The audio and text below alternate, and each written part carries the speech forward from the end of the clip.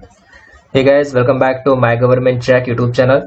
तो इस वीडियो में हम ओएनजीसी मैकेनिकल अगर आप प्रिपरेशन कर रहे होंगे तो उसके लिए यूजफुल जो भी कंसेप्ट है टेक्निकल के, तो कंसेप्ट नंबर 9 देखने वाले हैं। इसके पहले हमने ऑलरेडी 8 वीडियोस आपके साथ शेयर किए हुए हैं, तो अगर वो आपने देखे नहीं होंगे तो आप देख सकते हो। और बेसिकली ये नॉट ओनली ओएनजीसी, ये सभी मैकेनिकल ब्रांच से रिलेटेड जो भी एग्जाम्स होगी तो उन एग्जाम्स के लिए ये कंसेप्ट्स इंपॉर्टेंट या फिर यूजफुल हो सकते हैं आपको। तो वीडियो जो है लास्ट तक देखना, और अभी तक आपने चैनल को सब्सक्राइब नहीं किया होगा तो सब्सक्राइब करके बेल आइकन प्रेस कर सकते हो ताकि इसी प्रकार की अपडेट्स आपको मिलती रहे। तो चलिए स्टार्ट करते हैं इस क्वेश्चन से। अगर इस क्वेश्चन का आंसर आपको पता होगा तो आप वीडियो पॉज करके कमेंट बॉक्स में कमेंट कर सकते हो। तो क्वेश्चन है, which is incorrect statement about Carnot cycle. क्या पूछा है कि गलत कौन सा, इनकरेक्ट कौन सा है अबाउट कार्नोट साइकिल। थर्मोडायनामिक्स का ये क्वेश्चन है और कार्नोट साइकिल, कार्नोट थ्योरम के बारे में आज हम इस वीडियो में डिस्कस करने वाले हैं।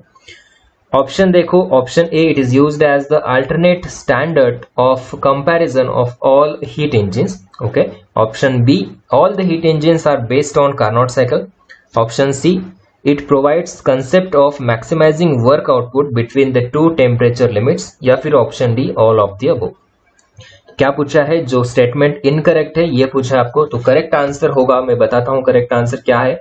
ऑप्शन बी कि all the heat engines are based on Carnot cycle. ये नहीं होता क्योंकि सभी हीट इंजिन्स हम कार्नोट साइकिल के ऊपर बना नहीं सकते। ठीक है, एक कंपैरिजन के लिए हम कार्नोट साइकिल यूज कर सकते हैं और मैक्सिमाइज वर्क आउटपुट, जो टेम्परेचर लिमिट्स में वर्क आउटपुट मैक्सिमाइज करने के लिए इस कंसेप्ट का यूज होता है obviously. But all the heat engines are based on Carnot cycle is not the correct statement. So correct answer होगा ये आपका ऑप्शन बी। तो बेसिकली कार्नोट साइकिल होता क्या है, ठीक है। अगर PV diagram, pressure versus volume diagram अगर हम देखें कार्नोट साइकिल का, तो 1 2 3 4 अगर आप बात करें तो 1 to 2 ये जो प्रोसेस है ये है आइसोथर्मल प्रोसेस। ठीक है। Then 2 to 3 reversible adiabatic process.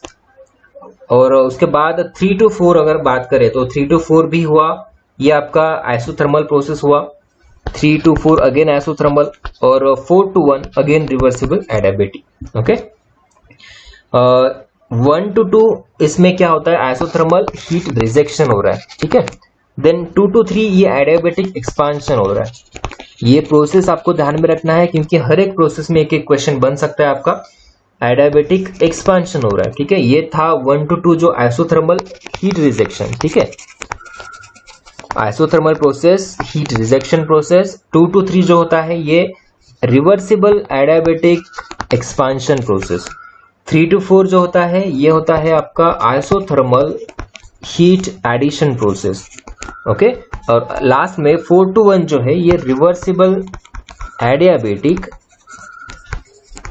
Compression process. ठीक है, तो 4 प्रोसेस हमने डिस्कस कर ली यहाँ पे, 1 to 2, 2 to 3, 3 to 4 and 4 to 1।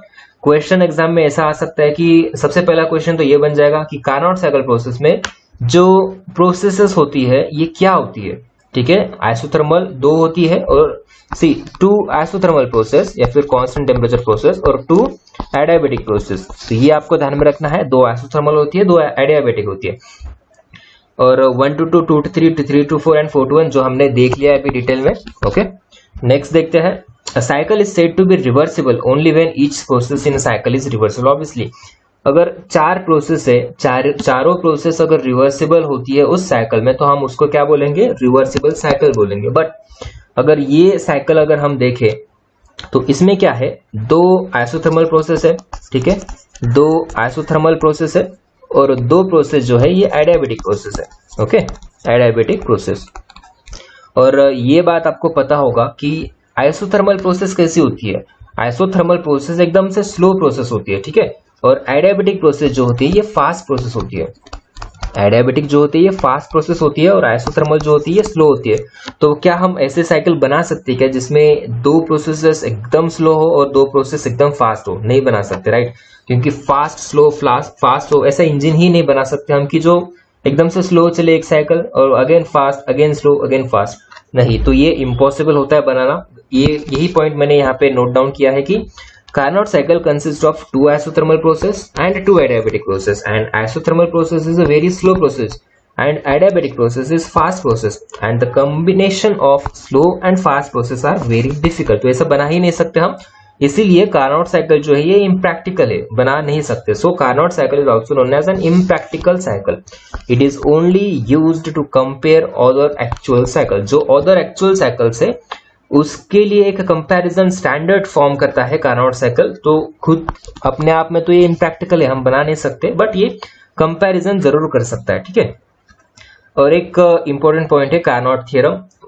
ये भी एग्जाम में पूछा जा सकता है कि क्या बेसिकली कार्नोट थ्योरम बोलता क्या है कि for different engines operating between the same temperature limits no engine has an efficiency greater than Carnot cycle efficiency. अगर सेम टेम्परेचर लिमिट पे अगर ये कोई साइकिल ऑपरेट करती है तो no cycle has greater efficiency than Carnot cycle. ठीक है. तो सबसे ज्यादा एफिशिएंसी जो होगी ये होगी कार्नोट साइकिल की ही. ठीक है.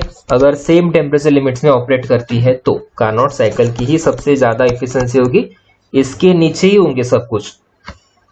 और कुछ पॉइंट्स है जो एग्जाम में पूछे जा सकते हैं, इंपॉर्टेंट पॉइंट, जैसे कि all reversible cycles operating between the same temperature limits will have same efficiency.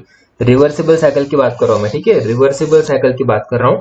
अगर सेम टेम्परेचर लिमिट में ऑपरेट करते हैं तो उन सभी साइकिल्स की एफिशिएंसी भी सेम होगी, और सबसे ज्यादा जो होगी ये होगी कार्नोट साइकिल की, क्योंकि कार्नोट साइकिल थ्योरम में हमने देखा कि no other engines have efficiency more than Carnot cycle. ठीक है. नेक्स्ट पॉइंट जो है the efficiency of reversible Carnot cycle या फिर reversible cycle depends only on the temperature limits. Right. अगर आप एफिशिएंसी का फॉर्मूला देखें तो क्या होता है formula, 1 minus temperature lowest temperature divided by highest temperature, 1 minus TL upon TH. ये होता है कार्नोट साइकिल एफिशिएंसी का formula. So it depends only on the temperature limits. The efficiency of a reversible cycle is independent from the working fluid. Obviously कौन सा fluid use कर रहे हैं वो मैटर नहीं करता, सिर्फ यहाँ पे इफिशिएंसी जो है ये मैटर करती है टेम्परेचर लिमिट्स में ही. तो इफिशिएंसी का फॉर्मूला आपको ये ध्यान में रखना है, 1 माइनस टीएल अपॉन टीएच. इस फॉर्मूला बेस्ड भी क्वेश्चन आ सकते हैं. आपको लोवेस्ट टेम्परेचर हाईएस्ट टेम्परेचर दिया जाएगा और इफिशिएंसी पूछी जाएगी. ठीक है. अभी क्वेश्चंस देखने से पहले एक बार वापस से फास्ट में रिवाइज करते हैं हम. पहला क्वेश्चन इस कंसेप्ट के ऊपर ये हुआ कि इनकरेक्ट कौन सा है कार्नोट साइकिल में, तो ये है कि सभी हीट साइकिल्स बेस्ड नहीं होते कार्नोट साइकिल पे. नेक्स्ट क्वेश्चन ये आ सकता है कि 4 प्रोसेसेस कौन सी है. ठीक है. उसमें से भी अगेन 4 क्वेश्चंस, सब क्वेश्चंस ये बन सकते हैं कि 1 to 2 कौन सी है, 2 to 3 कौन सी है, 3 to 4 एंड 4 to 1 कौन सी है. अगेन फिर से देखते हैं हम. 1 to 2 जो होती है ये heat rejection isothermal process, 2 to 3 reversible adiabatic expansion, 3 to 4 heat addition isothermal process, 4 to 1 reversible adiabatic compression process. 4 process हुई. आइसोथर्मल प्रोसेस स्लो प्रोसेस होती है, एडियाबैटिक फास्ट प्रोसेस होती है. तो इसकी वजह से हम वो वैसा इंजन बना नहीं सकते तो कार्नोट साइकिल, इसलिए हम इसको बोलते हैं impractical cycle and it is only used to compare other actual cycles. Carnot theorem देखा है हमने कि ऐसे कोई भी साइकिल नहीं है जिसकी एफिशिएंसी कार्नोट साइकिल से ज्यादा हो. ठीक है. सबसे ज्यादा एफिशिएंसी किसकी होती है, कार्नोट साइकिल की ही होती है. अगर सेम टेम्परेचर लिमिट्स में अगर ऑपरेट कर रही है साइकिल तो उन सभी साइकिल्स की, रिवर्सिबल साइकिल्स की एफिशिएंसी भी सेम होगी. एफिशिएंसी जो होती है टेम्परेचर लिमिट्स पे बेस्ड होती है, डिपेंडेंट होती है, क्योंकि 1 माइनस टीएल अपॉन टीएच ये फॉर्मूला होता है, और it is independent on the working fluid. तो इतने सारे क्वेश्चंस बन सकते हैं इस कंसेप्ट के ऊपर कार्नोट साइकिल के. तो अभी क्वेश्चंस देखते हैं जो ऑलरेडी, ये जो क्वेश्चंस मैं ले रहा हूं तो ये ऑलरेडी प्रीवियस एग्जाम्स में पूछे जा चुके हैं क्वेश्चंस. तो देखते हैं. क्वेश्चन ये है कि which cycle has maximum efficiency for the same temperature limits. Obviously option है Brayton, Carnot, Rankine, Stirling. Correct answer क्या होगा, option B, Carnot cycle has the maximum efficiency for the same temperature limits. Next question देखो, Carnot cycle has maximum efficiency for what, petrol engines, diesel engines, reversible engines, irreversible engines. Obviously अभी देखा हमने Carnot cycle has maximum efficiency for the reversible engines.